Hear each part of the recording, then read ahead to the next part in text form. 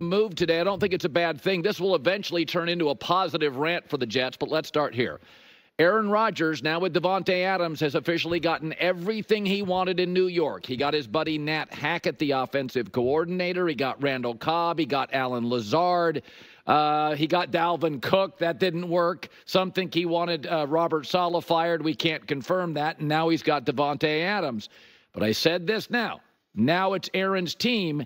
And Aaron doesn't love taking the blame. And last night, after his interception, listen very carefully to his words on what happened on that play. There's two verticals, you know. Allen's down the seam, Mike's down the red line. So I'm looking at Allen. He puts his hand up, three guys go with him. So I'm throwing a no look to the red line. And when I just peek my eyes back there, he's running an inbreaker. So it's got to be down the red line. All right, got to be down the red line. Since leaving Green Bay, Aaron's been living his truth, and the truth is it's not pretty.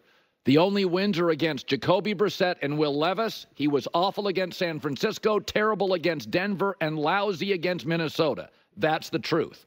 That's what we continue to see. And Aaron, he wanted Nat Hackett. So everything he's wanted, he's gotten.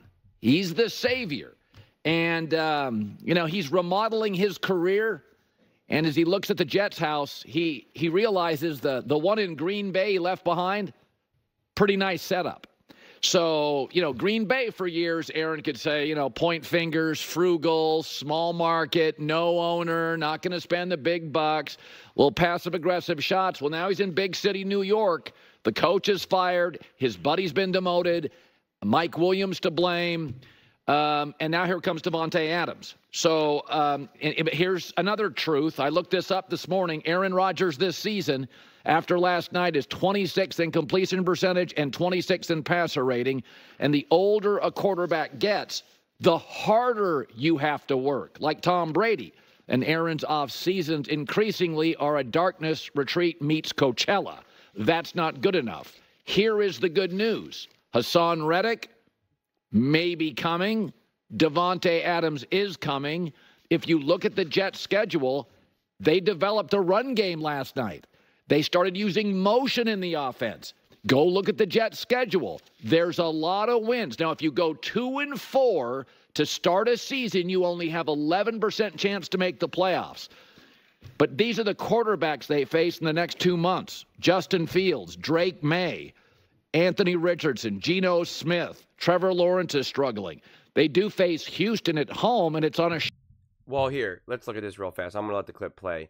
But he has this. They have the Steelers. That should be a win. The Patriots, that should be a win. Cardinals, win. Colts, win. Seattle Seahawks, win. Dolphins, win. Jags, win. Rams, win. Right? Like, Dolphins, again, win. Like, I'm not saying that those are all guaranteed wins, but those are technically the easiest wins. And that is a lot of wins. Even if you just lose the harder games, like really the Texans are the hardest game out of that whole schedule. I mean, maybe by week 16, the Rams are fully healthy. Puka Nacua, all those guys are back. Maybe I don't really know what their injury status is at this point, to be honest, or what they're even playing for. At by week 16, they might be like, we're shutting everyone down because we want the best draft pick. Who honestly really knows? But there's a ton of winnable. This schedule at the back half is just so winnable. So it's pretty interesting when you look at it. Short week for the Texans, so maybe that's a break. So, and the other good news is the Jets last night, without new play designer and caller, 73% pre-snap motion. That is 3 times greater than the previous week with Nat Hackett. So they found a run game. They appear to have a competent offensive coordinator. Hassan Reddick, maybe. Davante Adams, absolutely. So I will stick. Despite that loss last night, yes, Mike Williams slipped. Yes, they mixed kicks. So did the Bills. But I'm going to stick with my preseason prediction. The Jets and the Dolphins, Buffalo will win this division. The Jets and the Dolphins will battle in week 17 and 18 for the final playoff spot. Hassan Reddick, Davante Adams, looks like a run game, capable OC. And the Davante Adams move beyond that puts Aaron in a good mood. I think it helps the locker room. The problem when you go 2-4 is players bail. Guys start pointing fingers. You'd prefer it wasn't your quarterback doing it last night. But I think Davante Adams gives them some juice. They got some Drake Mays coming up, some Anthony Richardson, some very winnable games. I do not think the season is lost for the Jets. I'll get into the game and the officiating and the Bills in a second. But Davante Adams is coming to town. I don't know if he means – I thought the Jets were a 9-win team after last night before they got Davante Adams. With a run game. Now, their defense isn't as good now because they lost their best defensive coach. They fired him. And the offense is better now because Aaron's buddy has been demoted. So last night, proving coaching matters, we will see if Davante Adams matters. But I think the Jets are going to get to 9 wins with or without Davante. Yeah, this is so interesting. You know, if you look at the Jets defense and think that Robert Saleh should have been kept, and now you add Davante and Hassan Reddick might be coming back, and it's kind of like you should have demoted, Nat Hackett and kept Robert Saleh, right? Still have that stability. But yeah, I mean, the Jets are. The Jets have definitely jumped out of a plane and are trying to build a parachute on their way down, right? That is really what they're doing right now. They're trying to build their parachute as they're already falling out of the plane. I think they can do it. It's obviously not ideal, right? Obviously not ideal, but I do think, Aaron Rodgers does have some life left in him. Yeah, he was getting hit pretty hard versus the Bills, right? I mean, like the protection was not there, and you could see every hit he gets is, you can see him feeling and being older, but he's still, I mean, the dude made some throws that, again, I'm watching all these games and I'm like, Aaron still is throwing it with the best of them. And so I think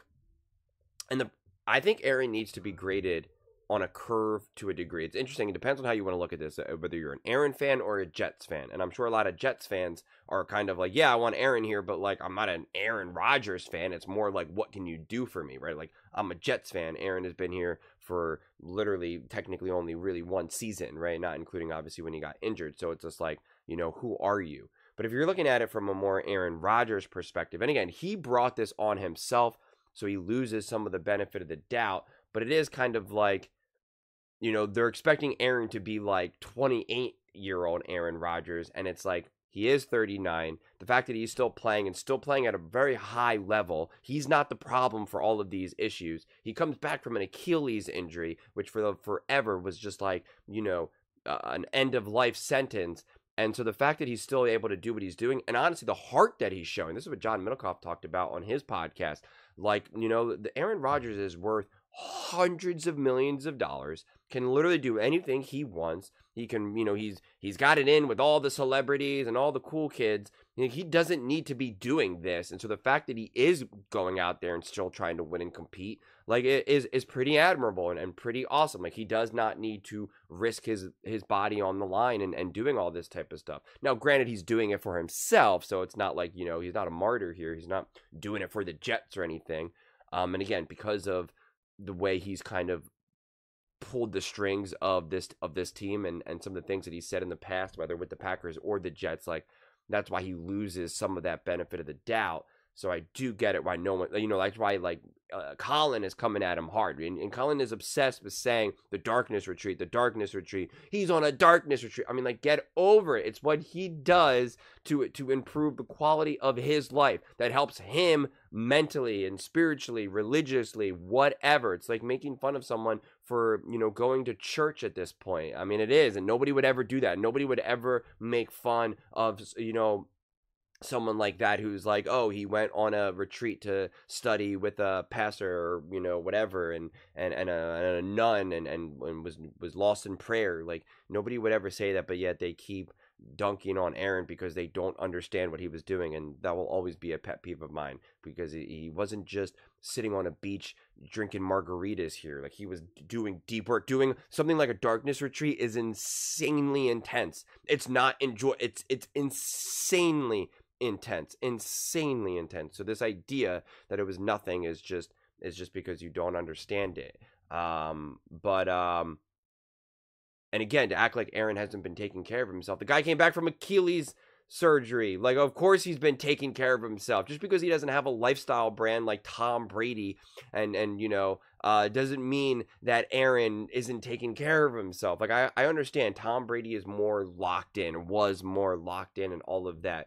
But just because Tom Brady has the whole perception of him drinking avocado milkshakes and working out in Costa Rica, wherever he works out, doesn't mean that Aaron's not putting in the work too. To be able to come back from Achilles tendon surgery at 39 years old, or however old he is at this point, is pretty remarkable, very impressive. And we know all last season, he was doing everything he could to get back. So to keep downplaying the work that Aaron puts in, I just don't think it's fair. We can criticize Aaron. We can call him out. We can say, hey, Aaron, you're the one that pulled a lot of these strings for the Jets team and they're not working, right? He can deserve that criticism, no question. But I don't think it's appropriate to question his work ethic, how hard he's going at it. And again, since he missed that camp or whatever, like, people use that as also as you know, ammo against him. And I think that's piling on and not completely fair, right? Like, I still think you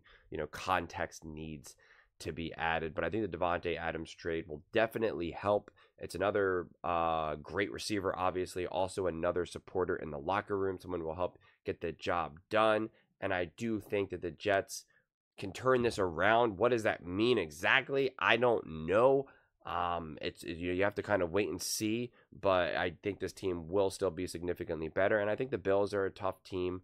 So losing to them is not the worst thing that can happen. I mean, look how the Texans, I think the Texans are a great team. And the Texans barely squeaked on by beating the Bills.